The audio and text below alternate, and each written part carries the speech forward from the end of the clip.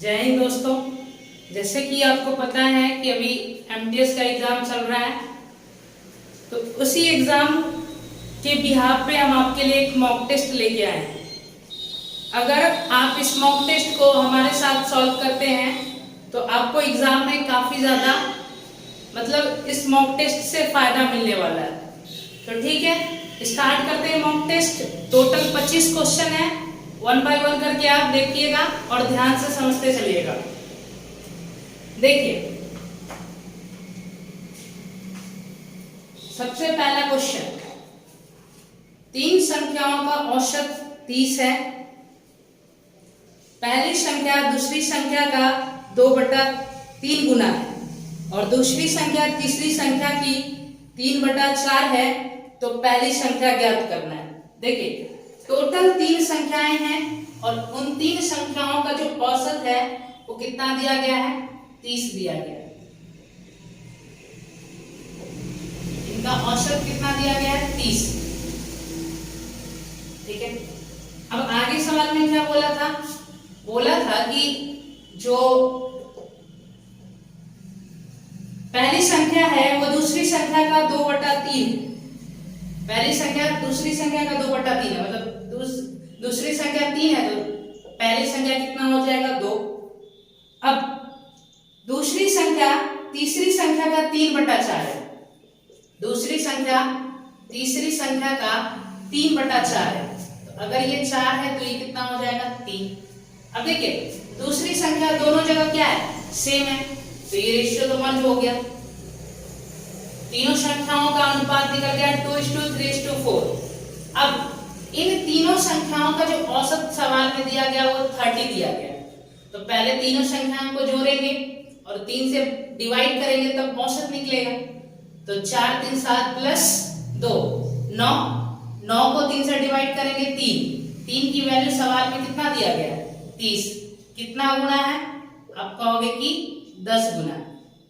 हमें बताना क्या है? पहली संख्या कितना यूनिट है? 2 यूनिट। इसको भी 10 गुना करेंगे, कितना आएगा? 20।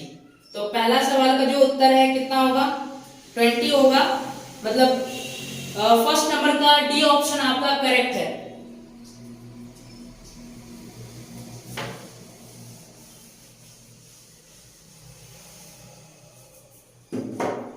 सेकंड सवाल देखिए, 2 संख्याओं का अनुपात 13:8 है। यदि प्रत्येक संख्या में 25 की वृद्धि होती है तो अनुपात 44:29 हो जाता है। दोनों संख्याओं के बीच का अंतर ज्ञात करें। देखिए, 2 संख्याएं, पहली संख्या और दूसरी संख्या, इनका अनुपात कितना दिया गया है? 13:8 दिया गया है। अब दोनों संख्याओं में 25 की वृद्धि की गई है और अनुपात कितना हो गया? 44:29 हो गया। ठीक है, तो दोनों संख्याओं के बीच का अंतर बताना है।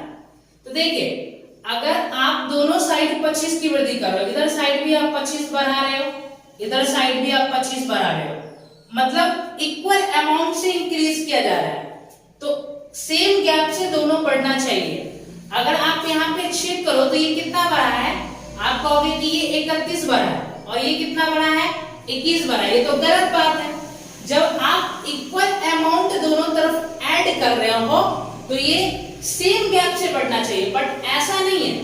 तो आपको क्या करना होगा? गैप को सेम करना होगा। तो पहले देखिए, यहाँ पे डिफरेंस कितना का आ रहा है? 5 का, और यहाँ पे डिफरेंस कितना का आ रहा है? तो यहाँ पे डिफरेंस आ रहा है आपका 15 का। तो देखिए, आपको डिफरेंस को पहले सेम करना होगा। तो ये डिफरेंस 5 का है, इसको भी 15 का बनाएंगे, मतलब इसको 3 से मल्टीप्लाई करना होगा। इसको कितना से मल्टीप्लाई करेंगे? 3 से मल्टीप्लाई करेंगे। जब 3 से मल्टीप्लाई होगा तो ये 13 3 39 और ये 8 3 24, ये 39 हो जाएगा और ये कितना हो जाएगा? 24 हो जाएगा। अब ये 39 से कितना हुआ है? 44। कितना बड़ा है? आप कहोगे 5 बड़ा। 24 से 29 हुआ, कितना बड़ा? 5 बड़ा। अब देखिए ध्यान से, दोनों जो है सेम गैप से बढ़ रहे हैं और वो गैप कितने का है? 5 का। और इस सब सवाल में उसकी वैल्यू 25 दिया गया है। कितना गुना है? 5 गुना है। तो दोनों संख्याओं का अंतर पूछा गया है। तो देखो जो मूल संख्या है ना उन्हीं का अंतर पूछा है। तो इन दोनों संख्याओं के बीच का अंतर कितना है? तो आप कहोगे कि अंतर है आपका 15 का अंतर है। इसको भी 5 गुना करेंगे, 15 पचे 75। मतलब सेकंड नंबर सवाल का जो सी ऑप्शन आपका करेक्ट होगा। ठीक है, थर्ड नंबर सवाल देखेंगे।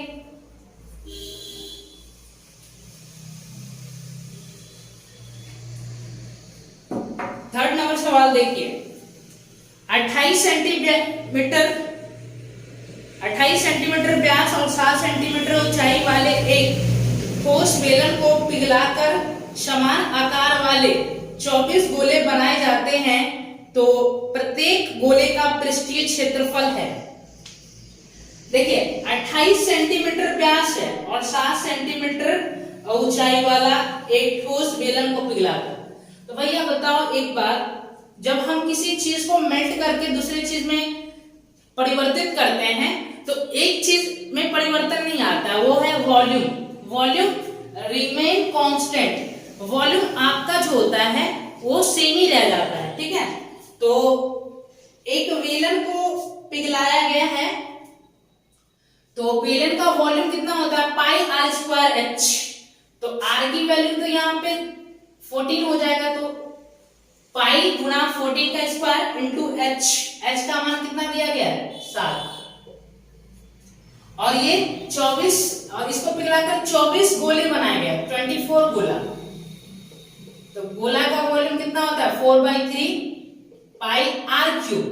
तो आर यहां से निकालेंगे, आर थोड़ी पता है हमें।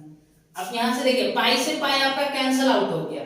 ठीक है, और देखिए यहाँ पे अगर हम इसको थोड़ा सा सॉल्व करें, देखो आप अगर 14 का स्क्वायर है, इसको ऐसे लिख लो 14 गुना 14।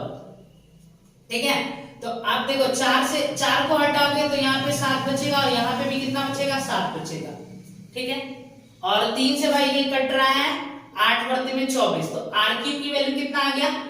तो 7 देखिए 7 का क्यूब, अब बटा में क्या आ गया? 8। 7 3 बार प्रोडक्ट हो रहा है तो 7 का क्यूब बटा 8। तो आर की वैल्यू कितना आ गया? 7/2। ठीक है, क्यूब रूट लेंगे तो 7/2 आएगा। अब आपसे पूछा क्या? प्रत्येक गोले का पृष्ठीय क्षेत्रफल। तो गोला का पृष्ठीय क्षेत्रफल क्या होता है? 4 पाई स्क्वायर। तो 4 पाई का मान कितना है? 22/7 और आर का स्क्वायर 7/2 गुना 7/2। देखिए 2 से ये 4 खत्म, 7 से ये 7 खत्म, 22 7 कितना होता है? 154। और ये क्षेत्रफल है तो सेंटीमीटर स्क्वायर में आएगा। 22 7 154 होता है ना। तो थर्ड नंबर का जो ऑप्शन ए है आपका करेक्ट हो जाएगा। ठीक है, अब ध्यान से देखेंगे नेक्स्ट नंबर सवाल।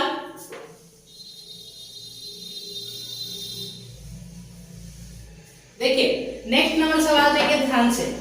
आगे क्या बोल रहा है? अब किसी खोखले अर्धगोलीय कटोरे की आंतरिक और बाहरी त्रिज्या क्रमशः 18 सेंटीमीटर और 22 सेंटीमीटर है। ठीक है, तो कटोरा का जो है, कटोरे का कुल पृष्ठीय क्षेत्रफल ज्ञात करना है। देखिए अर्धगोलीय कटोरा है, मतलब कि अर्धगोला के टाइप का। आपके सामने हम एक फिगर बना देते हैं।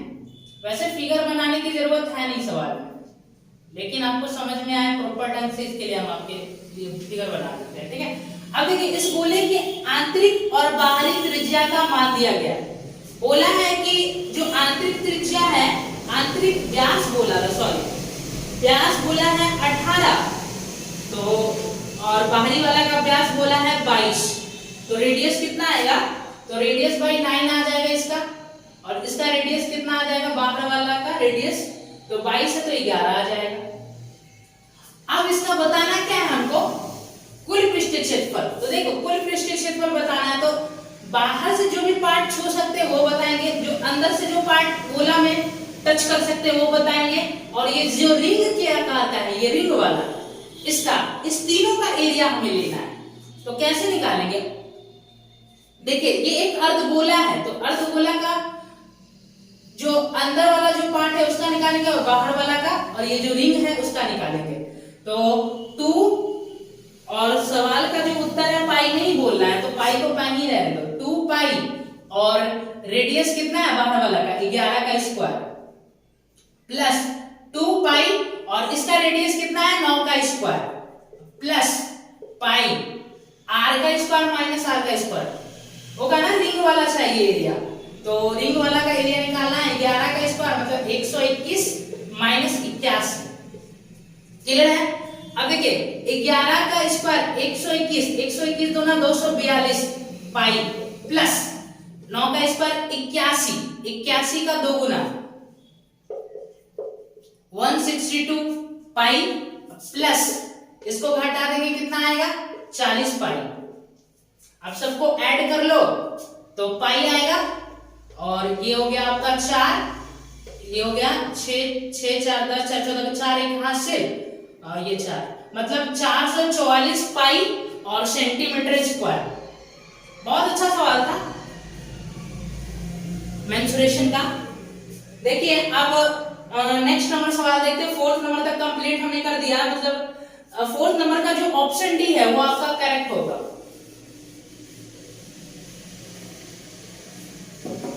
अब देखते हैं 5th नंबर सवाल। एक व्यक्ति 8 किलोमीटर प्रति घंटा की चाल से किसी निश्चित दूरी को 12 मिनट में तय करता है, ठीक है। यदि वह 12 किलोमीटर प्रति घंटा की चाल से चलता है तो समान दूरी को तय करने में कितने समय लेगा, यही पूछा है। समान दूरी को कितने समय में तय करेगा, ठीक है। देखिए पहले जो है ना वो 8 किलोमीटर प्रति घंटा की रफ्तार से चल रहा था, और दूरी को कितने समय में कवर कर ले रहा था 12 मिनट में।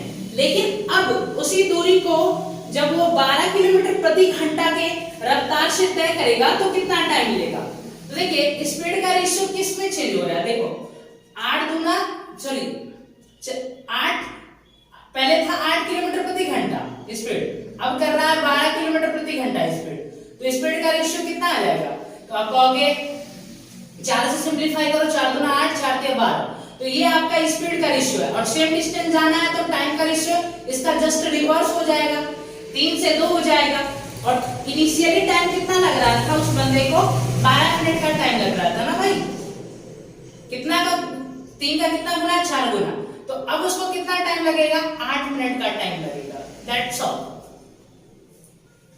खत्म। बहुत हल्का था, इसमें तो कुछ है ही नहीं। 5 नंबर सवाल का जो ऑप्शन डी आपका करेक्ट हो जाएगा 8 मिनट। अब देखेंगे आगे, ए बी और सी किसी कार्य को 5, 8 और 12 दिन में पूरा कर सकते हैं, ठीक है। ए बी और सी है, ए बी और सी, और ये काम को कितने कितने दिनों में पूरा कर सकते हैं 5 डेज में, दूसरा वाला कितने दिन में 8 डेज में, और तीसरा वाला 12 डेज में, ठीक है। वे एक साथ कार्य करते हैं, इस बात को ध्यान से समझिएगा, वे एक साथ कार्य करते हैं, ठीक है। और उन्हें कार्य के लिए 9800 रुपया मिलता है, तो ए को प्राप्त राशि ज्ञात करना है। देखिए एक साथ काम किए और इस काम के लिए उन्हें 9800 रुपया मिला है। तो देखिए काम को हम क्या करेंगे, इनका एलसीएम मान लेते हैं, तो एलसीएम कितना आ जाएगा, तो आप कहोगे कि एलसीएम हो जाएगा इसका 120, होगा ना। 5 से काटेंगे 24 पंजे 120, 8 से 15 8 120, 12 से काटेंगे 10 मरते हैं, ठीक है।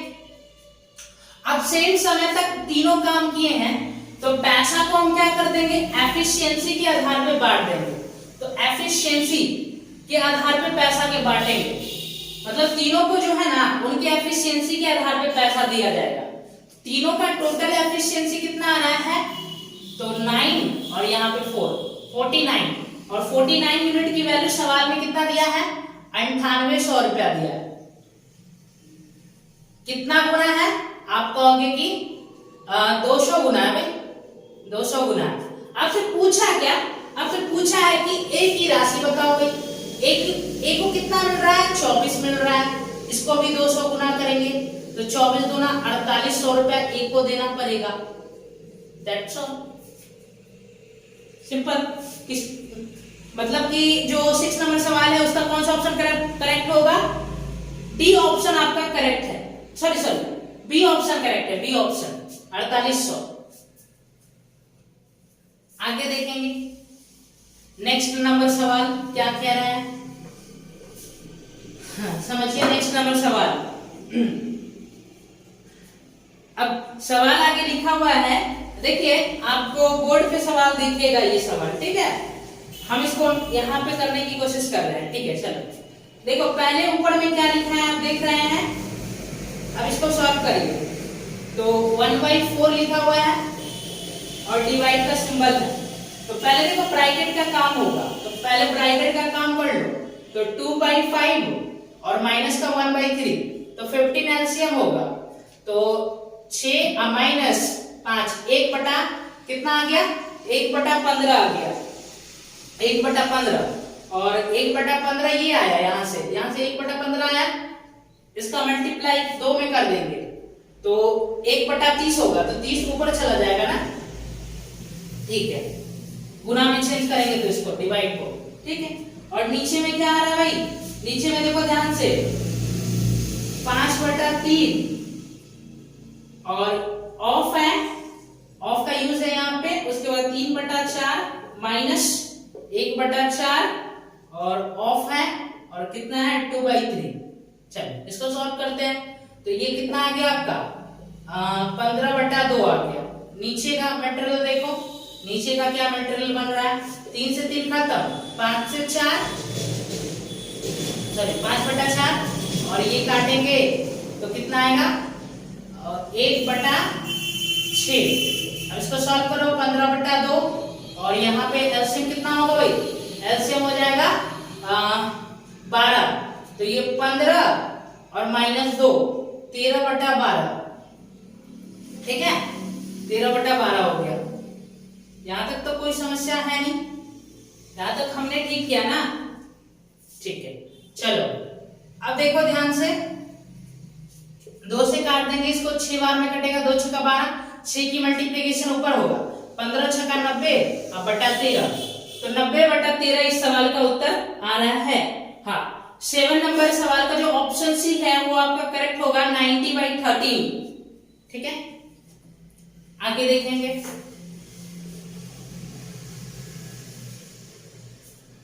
आगे देखें लिखा हुआ 15,400 की धनराशि को 2 भागों में, पहला 9% और शेष 12% साधारण ब्याज की दर पर उधार दी जाती है।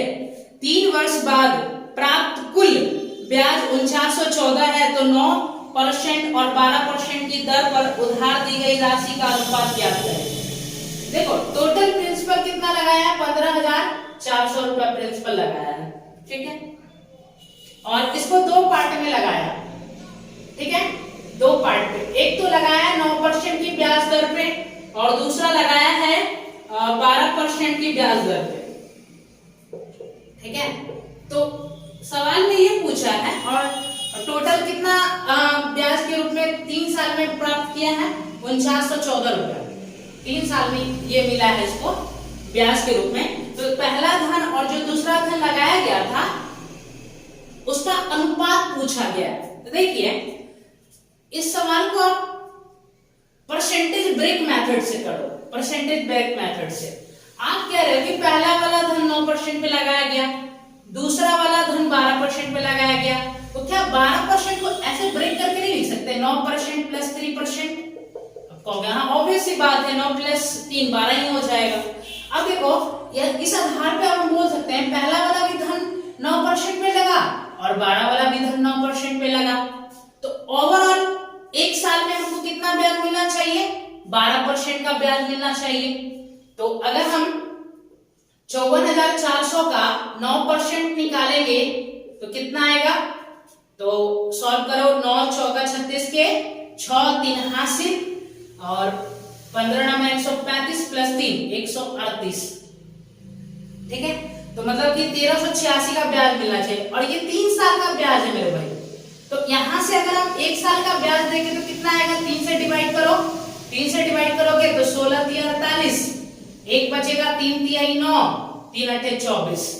तो हमारे हिसाब से 1 साल का ब्याज आया 1386, और सवाल में 1 साल का ब्याज आया है कितना, 1638।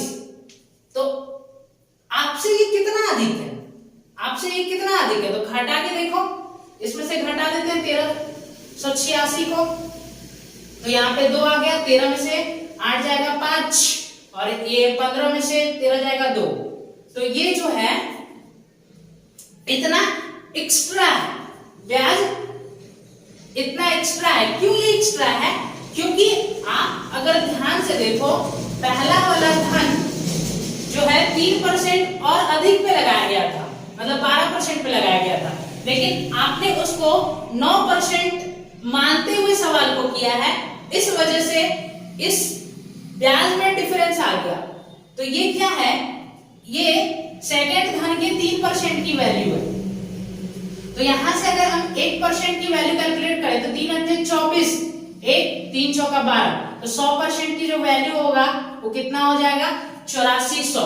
मतलब पहला वाला धन जो है वो, पहला वाला जो सॉरी दूसरा जो धन है, दूसरा धन गलती हो गया था मिस्टेक से, दूसरा धन जो लगाया गया वो 8400 लगाया गया। तो पहला धन कितना लगाया गया होगा, तो इसमें से घटा देंगे, तो आप कहोगे कि अगर हम 15400 में से 8400 घटा देंगे तो 7000 बचेगा, 2 जीरो से 2 जीरो खत्म, ठीक है।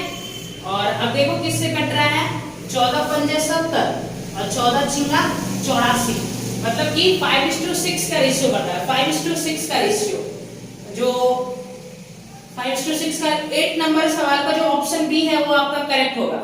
ये सवाल आप परसेंटेज ब्रेक मेथड से ही करिए, आपके लिए फायदेमंद है।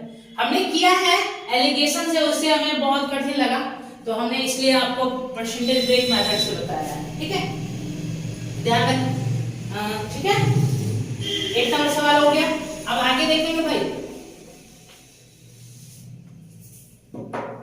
9 नंबर सवाल, किसी कंपनी में 75% श्रमिक कुशल है और शेष अकुशल है। देखिए एक्टिव और अनएक्टिव, 75% तो एक्टिव है, हम टोटल मान लेते हैं 100 है, टोटल जो श्रमिक है वो कितना है, 100 है, तो 75% कुशल है, तो अकुशल कितना होगा, 25। अब देखिए सवाल में बोला है कि 84% कुशल श्रमिक और 28% अकुशल श्रमिक अस्थायी है। 84% जो है कुशल श्रमिक वो अस्थायी है, और 28% जो अकुशल श्रमिक है वो अस्थायी है, और अस्थायी श्रमिकों की संख्या दिया है। भाई एक बात बताओ, जब अस्थायी श्रमिकों की संख्या दिया तो हमको किस पे फोकस करना चाहिए, अस्थायी पे। तो यहाँ पे 16% इसका जो एक्टिव है उसका 16% अस्थायी होगा, और इसका कितना 72% अस्थायी होगा। अब देखो 16% का मतलब कितना होता है, 4/25, तो ये टेम्पररी है, टेम्पररी, ठीक है ना। तो निकालो टोटल अस्थायी कितने श्रमिक हैं, तो 75 का निकालेंगे 4/25, तो 25 तिहाई 75, 4 तिहाई 12 आ गया, और यहाँ पे निकालेंगे 72% है ना, 18/25, तो ये 18 आ गया, तो टोटल जोड़ के कितना हो रहा है, 30 आ रहा है ना। और इस 30 की वैल्यू सवाल में कितना दिया गया है, 180 दिया गया। कितना गुना है, आप कहोगे 6 गुना है। तो आपसे पूछा क्या, कंपनी में श्रमिकों की कुल संख्या 100%, मतलब 100 की वैल्यू पूछा है, तो इसको भी 6 गुना कर देंगे, टोटल 600 श्रमिक हैं। 9 नंबर का जो ऑप्शन ए है वो आपका करेक्ट होगा। 10 नंबर सवाल देखते हैं। देखिए लिखा हुआ है 51 किलोमीटर की दूरी तय करते समय किसी व्यक्ति ने देखा कि 1 घंटा 40 मिनट चलने के बाद उसके द्वारा तय की गई दूरी शेष दूरी का 5/12 है। शेष दूरी का, ठीक है, 5/12 है। उसका चाल ज्ञात करें, ठीक है, उसका चाल ज्ञात करना है। देखो टोटल 51 किलोमीटर की दूरी है, उसको तय करना है। जब 1 घंटा 40 मिनट तक वो अपना यात्रा कर लेता है तो वो देखता है अभी तक हमने जो अब शेष दूरी जो बचा हुआ है उसका हमने 5/12 ही कवर किया है, ठीक है ना। तो बताओ कि चाल क्या है। तो देखो एक बात बताओ, तय दूरी कवर्ड डिस्टेंस और जो शेष दूरी है वो किस रेशियो में है। तो कवर्ड दूरी 5 है और शेष दूरी 12 है और टोटल डिस्टेंस हमको 51 बोला है सवाल में, और टोटल डिस्टेंस आ कितना रहा है यहाँ पे 17, और हमें कितना डिस्टेंस कवर किया है 5 यूनिट डिस्टेंस ना कवर किए हैं। तो 17 तिहाई 51, 5 तिहाई 15, तो 15 किलोमीटर का डिस्टेंस आपने कवर किया कितने घंटे में, 1 घंटा 40 मिनट। 1 घंटा और 40 मिनट, 40 मिनट का मतलब होता है 2/3, तो कैलकुलेट करके कितना आएगा 5/3। तो स्पीड बराबर क्या हो रहा है, होता है दूरी बटा चाल। दूरी तो है, सॉरी, स्पीड बराबर होता है दूरी बटा समय। दूरी कितना है 15 और समय कितना लगा 5/3। इसको 5/3 से भाग करेंगे, 5/3 तो 3 कहाँ मल्टीप्लाई होगा जाके ऊपर में, 5 से 5 से 15, 3 तिहाई 9 किलोमीटर प्रति घंटा आ गया उसका स्पीड। बहुत अच्छा सवाल था। यहाँ पे इस बात को समझना थोड़ा सा हल्का सा क्रिटिकल है, आप समझ गए हो तो सही है आपके लिए, लेकिन ओवरऑल देखा जाए तो सवाल बहुत इजी है, जल्दी उत्तर आ गया। ऐसे सवालों के उत्तर जल्दी नहीं आते हैं, एमटीएस के सवाल बन जाते हैं जल्दी, ठीक है। अब देखिए दिया गया पाई चार्ट किसी विशेष वर्ष के दौरान किसी देश द्वारा विभिन्न खेलों पर किए गए व्यय को दर्शाता है। पाई चार्ट का अध्ययन करें और नीचे दिए गए प्रश्न का उत्तर दें। यदि वर्ष में खेल पर खर्च की गई कुल राशि 4.2 करोड़ है, कितना है 4.2 करोड़, तो फुटबॉल और हॉकी पर एक साथ खर्च की गई कुल राशि ज्ञात करना है। फुटबॉल पे और हॉकी पे ना, फुटबॉल पे और हॉकी पे। तो देखो फुटबॉल है आपका 60 डिग्री और हॉकी है 66 डिग्री, दोनों को जोड़ के कितना होगा 126 डिग्री। तो ये तो 360 डिग्री की वैल्यू है, हमको निकालना कितनी की वैल्यू है 126 डिग्री की वैल्यू, ठीक है। तो हटाओ, 6 से काट देंगे, 6 6 36 0, 6 से काटेंगे 6 दूना 12, 6 कम 6। आप देखो 6 से काटो 10 बार में कटेगा, 6 सत्ते 42। अब 7 से गुना करेंगे, 21 सत्ते 147, बट्टा में 10 भी है, तो 1.47 करोड़। तो ये इस सवाल का उत्तर होगा, मतलब 11 नंबर का जो बी ऑप्शन है वो आपका करेक्ट है, ठीक है। आगे देखेंगे 12 नंबर सवाल, बहुत ध्यान से देखिए भाई। ए बी सी बक्से में देखो 3 बक्सा है, ए बी और सी, ठीक है, और उसमें 3 बक्से हैं ए बी सी, और उसमें कंचे रखे हुए हैं, और वो किस अनुपात में रखे हैं 2:3:4 के अनुपात में रखे हुआ है, 2:4:4 के अनुपात में रखा हुआ है, ठीक है। और टोटल कंचों की संख्या दिया है 360, ठीक है। अब आगे क्या बोला है, निम्न में से किसके द्वारा उपरोक्त अनुपात 3:8:7 के अनुपात में बदला जा सकता है। मतलब कि ऑप्शन दिए गए हैं और उसमें बोला गया है कि कुछ कंचे को ए से उठा के बी में, बी से उठा के सी में, ऐसे करने के लिए ऑप्शन में दिए गए हैं, और क्या है कि इन ऑप्शन में से किस ऑप्शन का हम यूज कर लेंगे जिसके बिहाफ पे जो रेशियो है वो 3:8:7 में हो जाएगा। 3:8:7 में हो जाएगा। तो 1 करके ऑप्शन चेक करना होगा। देखो टोटल कंचों की संख्या कितना आ रहा है, आप कहोगे टोटल कंचों की संख्या 9 आ रहा है। इस 9 की वैल्यू सवाल में कितना दिया है, 360। कितना गुना है, 40 गुना है।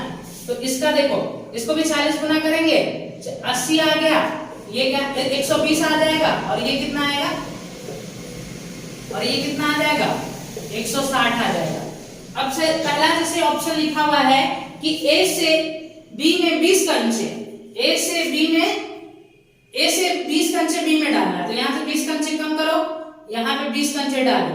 अब देखो जैसे ही हम यहाँ पे 20 कंचे कम किए तो रेशियो 3 मतलब 3 का ये मल्टीपल रहना चाहिए। तो 20 कंचे कम करने पे यहाँ 60 आ रहा है, उसमें 3 होता है, ठीक है चलो। अब और सी से बी में 20 कंचे स्थानांतरित करें, सी से 20 कंचे बी में स्थानांतरित करना है। तो इसमें से 20 कंचे निकाल के इसमें 20 कंचे डालेंगे, तो 20 हटा देते हैं, तो ये कितना आएगा, 140। हाँ 140 में 7 होता है, बात बन सकता है यहाँ से। तो अगर हम देखें यहाँ पे 60 हो गया, और यहाँ पे कितना हो गया, 160 हो गया, और यहाँ पे 140 हो गया। 0 0 0 खत्म, और 3 से नहीं 2 से सिंप्लीफाई हो रहा है ना, 2 से सिंप्लीफाई करेंगे तो 3, और ये 8, और ये 7, ठीक है बन गया। ठीक है, तो जो मतलब कि 12 नंबर का ए ऑप्शन ठीक है। ठीक है, सॉरी आपका लाइट का इशू हो गया है, कोई बात नहीं।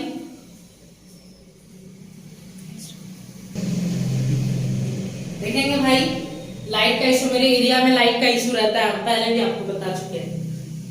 देखिए तो इस वाला का ए ऑप्शन जो 1 वाला है वो सेटिस्फाई हुआ है ना, तो ऑप्शन डी आपका करेक्ट हो जाएगा। ठीक है ना, ऑप्शन डी आपका करेक्ट होगा क्योंकि उसी में 1 लिखा हुआ है। ठीक है, आगे देखेंगे,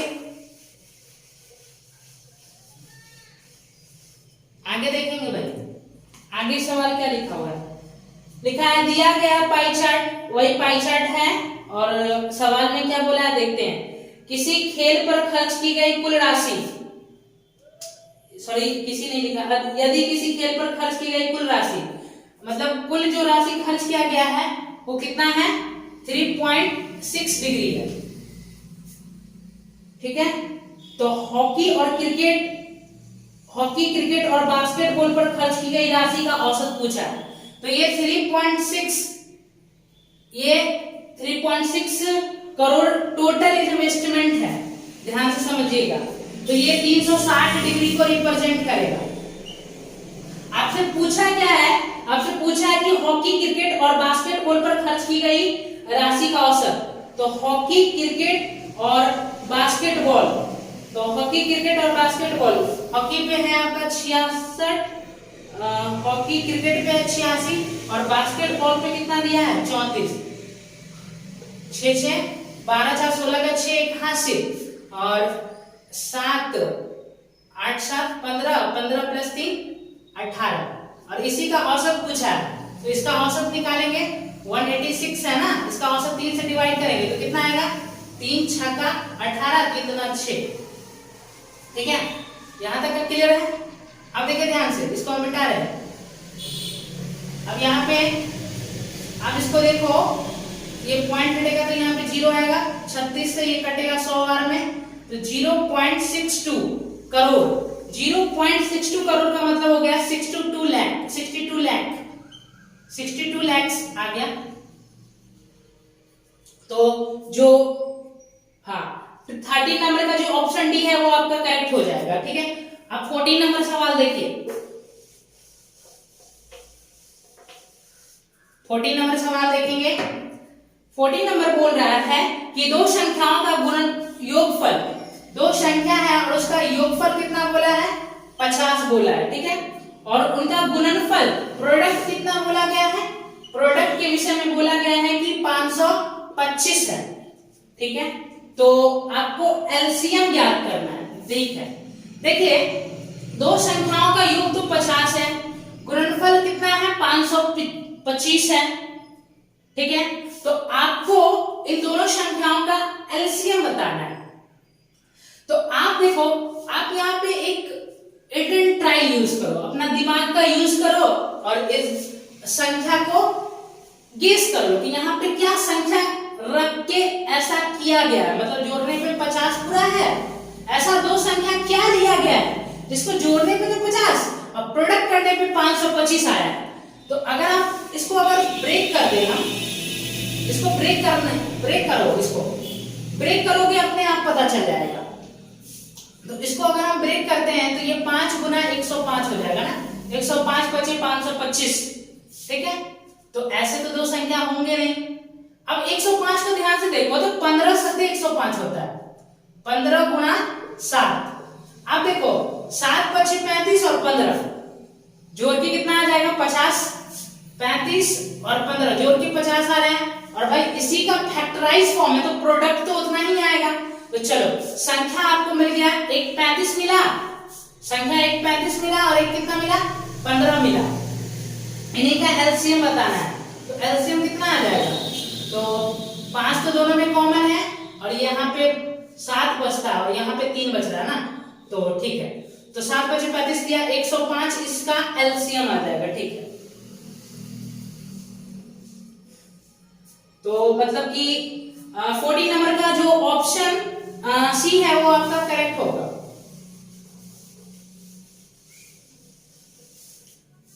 15 नंबर सवाल देखेंगे।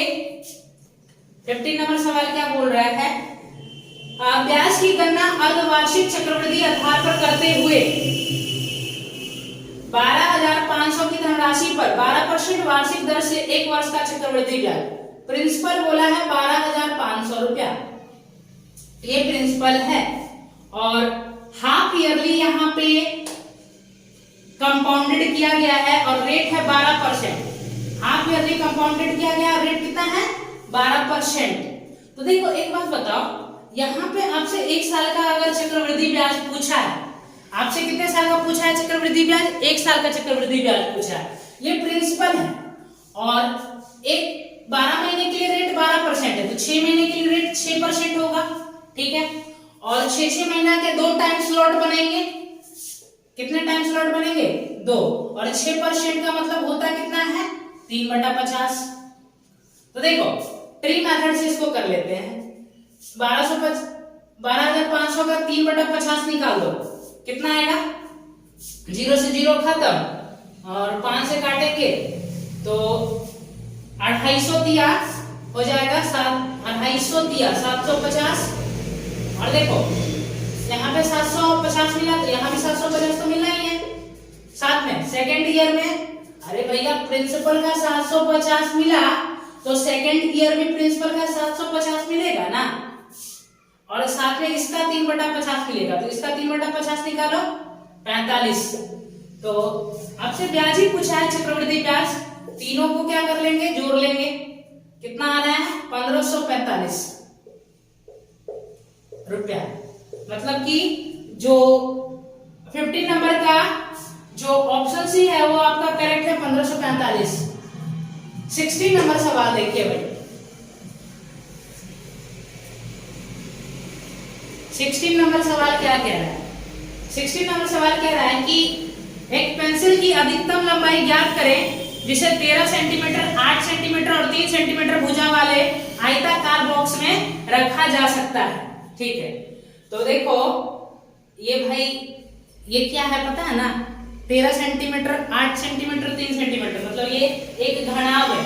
तो घनाभ का जो डायगोनल होगा, घनाभ का जो डायगोनल होगा वही सबसे अधिकतम लंबाई का होता है ना, मतलब रखे जाने वाला छड़ या बांस, या यहाँ पे एक बॉक्स है, कोई बात नहीं, यहाँ पे भी आपको डायगोनल निकाल लो, जो डायगोनल का वैल्यू आएगा, जो डायगोनल की लंबाई आएगा उसी लंबाई के बराबर हम अधिकतम लंबाई की पेंसिल इसके अंदर रख सकते हैं। तो डायगोनल कितना आ जाएगा भाई, तो आप कहोगे कि 13 का स्क्वायर 169,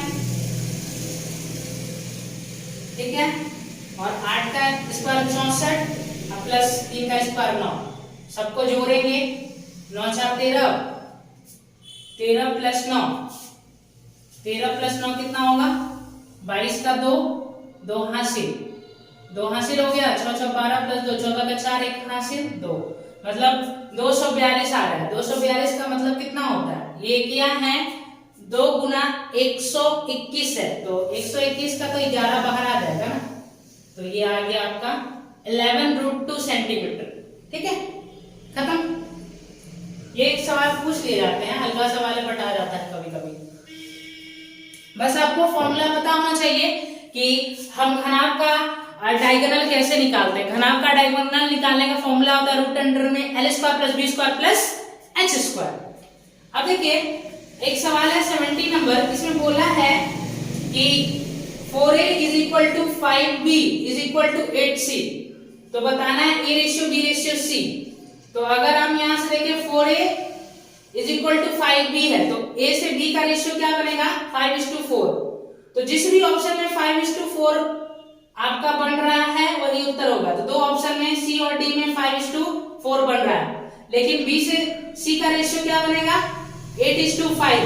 तो 8:5 एक ही ऑप्शन में बन रहा है, ऑप्शन सी आपका करेक्ट होगा। लेकिन देखिए ये तो ऑप्शन से करना हो गया।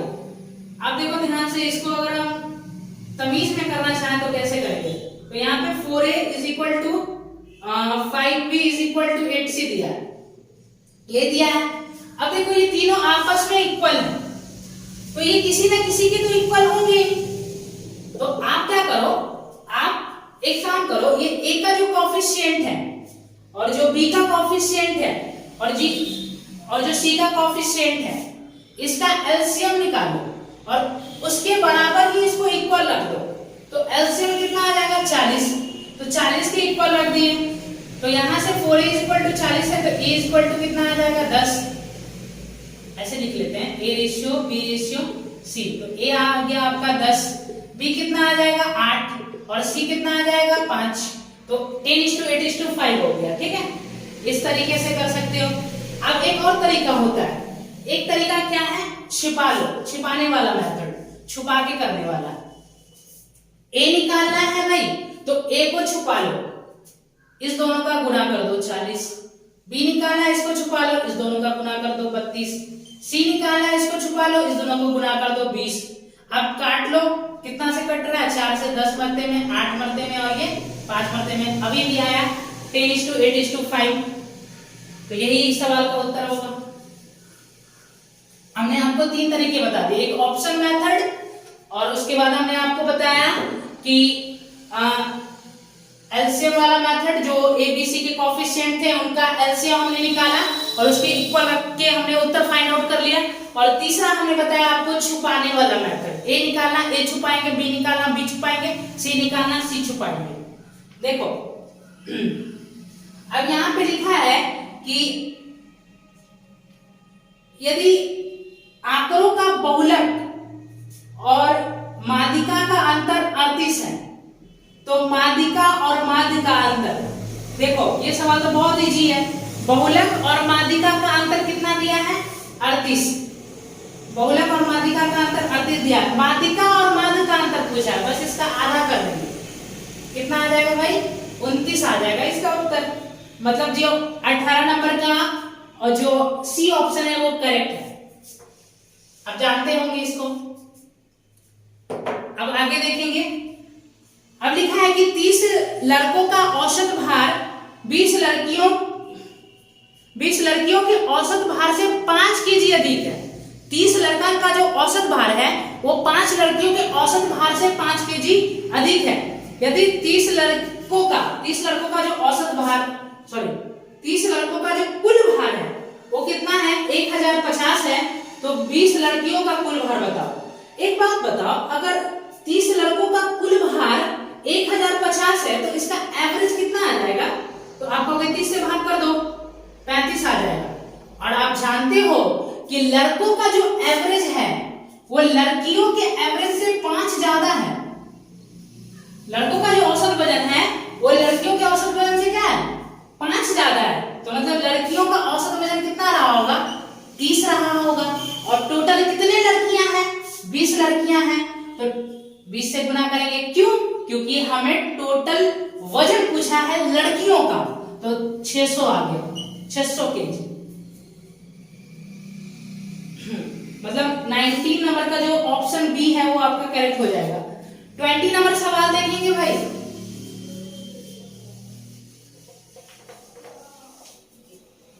ट्वेंटी नंबर सवाल देखिए क्या कह रहा है।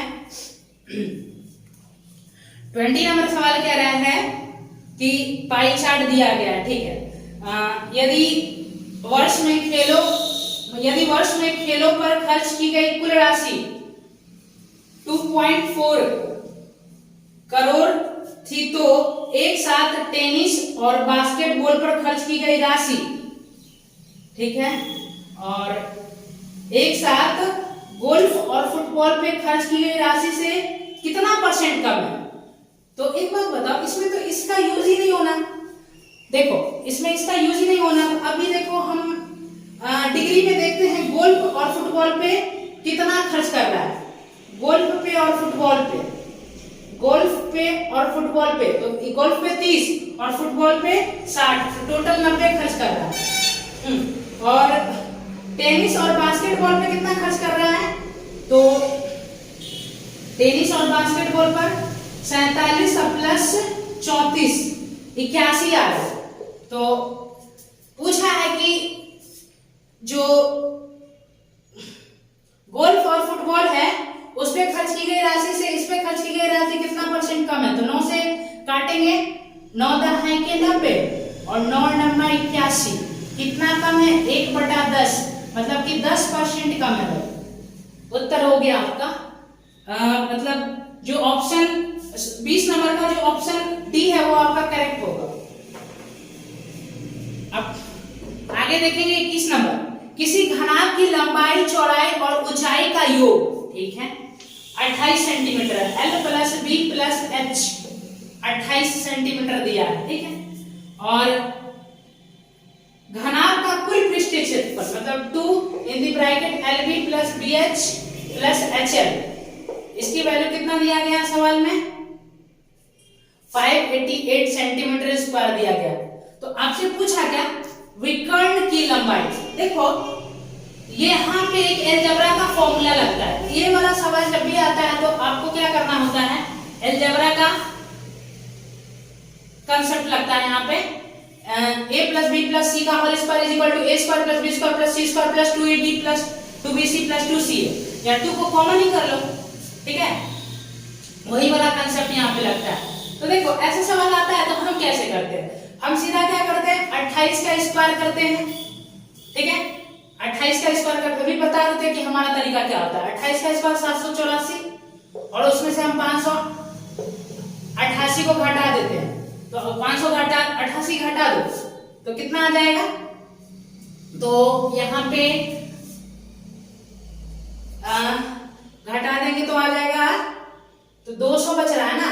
अब 88 भी घटाना है और यहाँ पे 84 है, तो 200 से 4 और कम कर देंगे 196 और इसका अंडर रूट ले लेते हैं, कितना आता है 14 का स्क्वायर 196, 14 सेंटीमीटर आ गया। बस सिंपल यही काम करना होता है, बस इसका स्क्वायर करो, इसको घटाओ, अंडर रूट ले लो, उत्तर, ठीक है। अब देखो हम आपको तरीके से बता देते हैं, कहोगे कि आप तरीके से नहीं बताएं।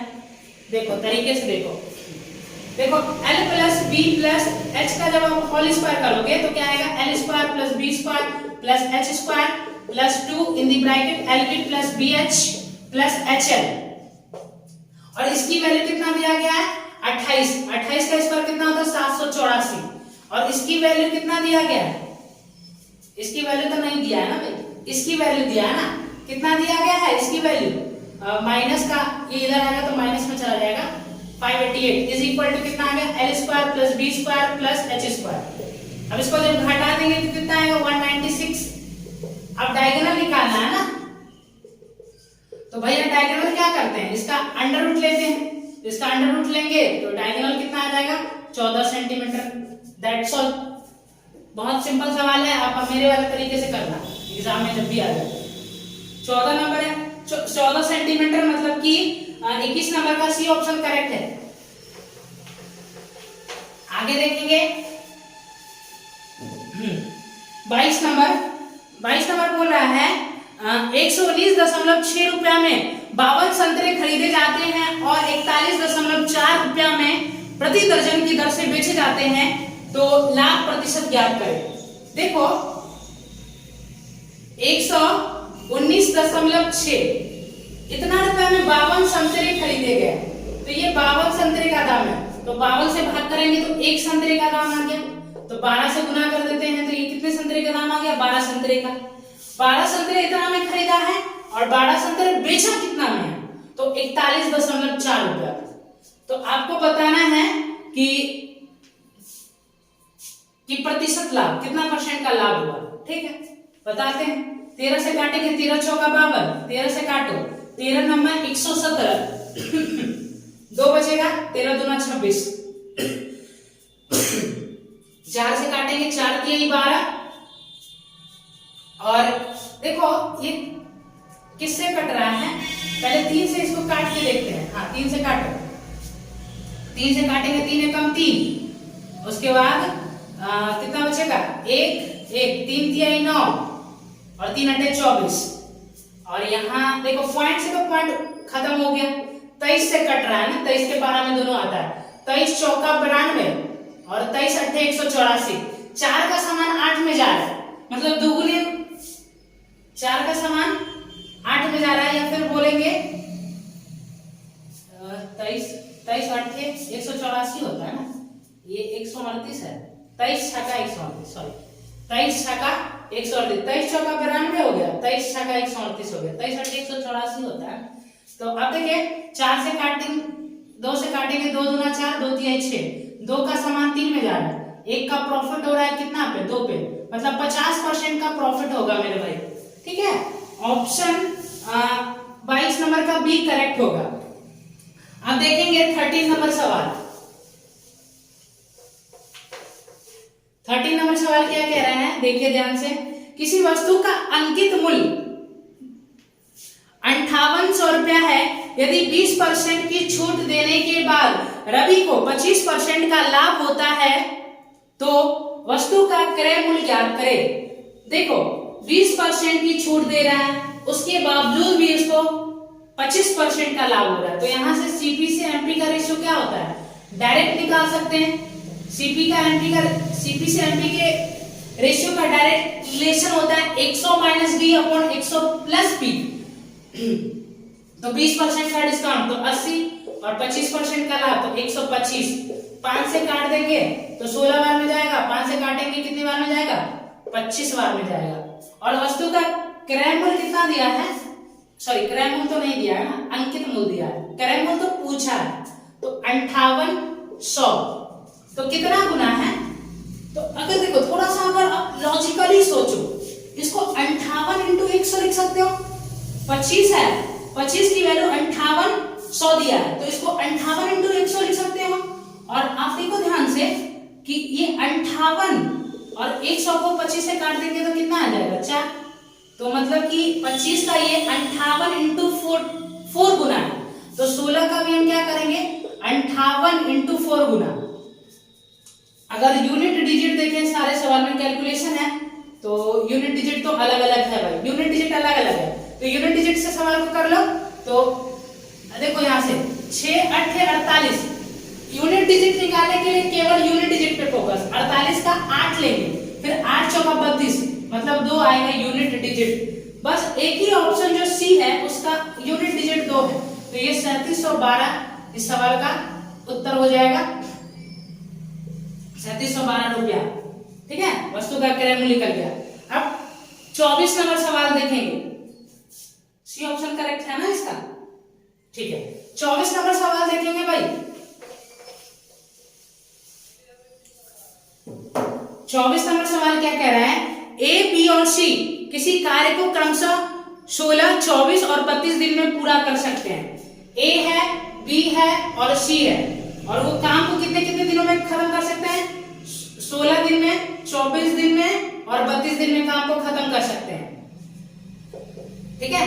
तो काम क्या करेंगे, इन तीनों का एलसीएम मानेंगे, तो कितना आ जाएगा 96, तो 16 छक्का 96, 24 चौका 96, 32 तिया 96, तो ये क्या आ गया, एफिशिएंसी आ गया, किसका, ए, बी और सी का एफिशिएंसी आ गया। अब यहां पे क्या बोला है आगे, एक साथ काम शुरू करते हैं, लेकिन सी 4 दिन बाद कार्य छोड़ देता है। सी जो है ससुरा सी 4 दिन काम किया है, 4 दिन के बाद काम छोड़ दे रहा है, ध्यान से समझना। उसके बाद क्या बोला, एक कार्य पूरा होने से 6 दिन पहले काम छोड़ देता है, तो कार्य कितने दिन में पूरा हो जाएगा। एक बात बताओ, इस क्वेश्चन को अगर आप एक्स नहीं मानना चाहते हो तो उसके लिए क्या होता है, बहुत मतलब कि मेंटली रूप से आपको बहुत स्ट्रांग होना पड़ेगा, बहुत सोचना पड़ता है अगर आप एक्स नहीं मानोगे इस सवाल में। तो अब देखो टोटल काम कितना है, टोटल काम 96 है। सी 4 दिन काम किया उसके बाद छोड़ दिया, तो एक काम करते हैं ससुरा सी का 4 दिन का काम इसको दे देते हैं और कहते हैं तू इस काम से बाहर हो जा, ठीक है। तो सी की एफिशिएंसी 3 है, तो 4 दिन में कितना काम करेगा। अरे भैया सी 3 की एफिशिएंसी से काम करता है, मतलब 3 कुर्सी बना सकता है, तो 4 दिन में 12 कुर्सी बनाएगा, तो 12 इसमें से हटा दो तो 84 बचा। अब देखो ये पे काम, ये क्या कर रहा है, काम खत्म होने के 6 दिन पहले जा रहा है। वैसे काम तो खत्म हो चुका है, काम क्या हो चुका है, खत्म।